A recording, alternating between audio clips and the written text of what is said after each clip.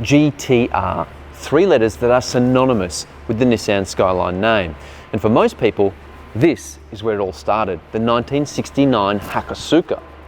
But the purists will argue this car, the Prince 2000 GT, was the original Nissan sports car.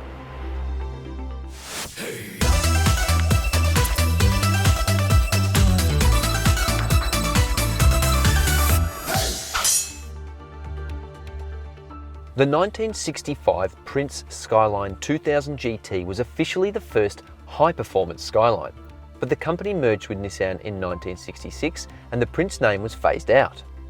But the Skyline name lived on, and the GT-R badge made its debut in the Hakosuka in 1969.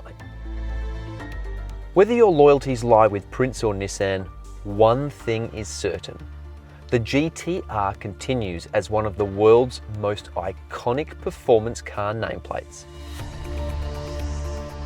Since its inception in late 1969, the GT-R dominated Japanese touring car racing, racking up 52 wins in almost 3 years, and morphing into a slightly lighter two-door hardtop model in 1970. By 1973, a new generation Nissan Skyline GT-R was released, a swoopy coupe model. Only 200 of these vehicles were built, earning it the nickname Phantom GT-R. Its production run spanned just 4 months as the oil crisis of the mid-70s took hold. Like many high-performance vehicles of the era, emissions regulations led to an early grave. This super rare GT-R coupe would be the last Skyline GT-R for 16 years. But when the GT-R returned in 1989, it took the 6-cylinder recipe and cranked up the intensity, increasing engine size to 2.6 litres while serving up turbocharging and all-wheel drive goodness. The result? A legacy so potent it would dominate Group A touring car racing in Japan and abroad, with 2 Bathurst 1000 wins in Australia, one of them very controversial. Destroying everything in its path, it earned the nickname Godzilla and was eventually banned from racing in Australia.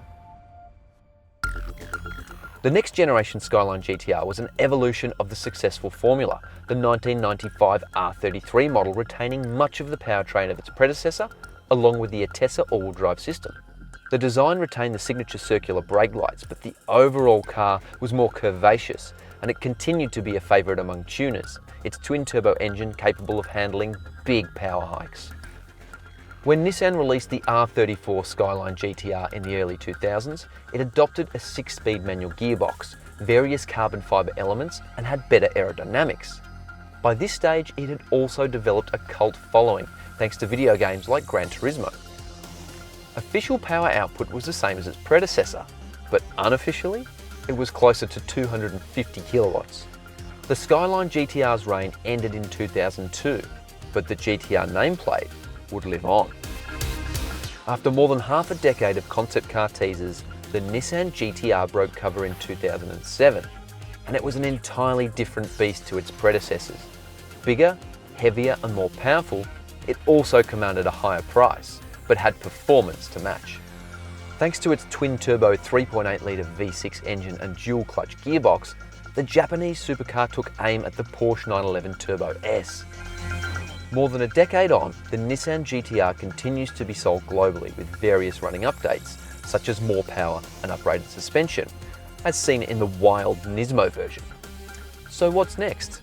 Well, the Japanese brand is already working on the next generation Nissan GT-R, which is almost certain to adopt an electrified powertrain.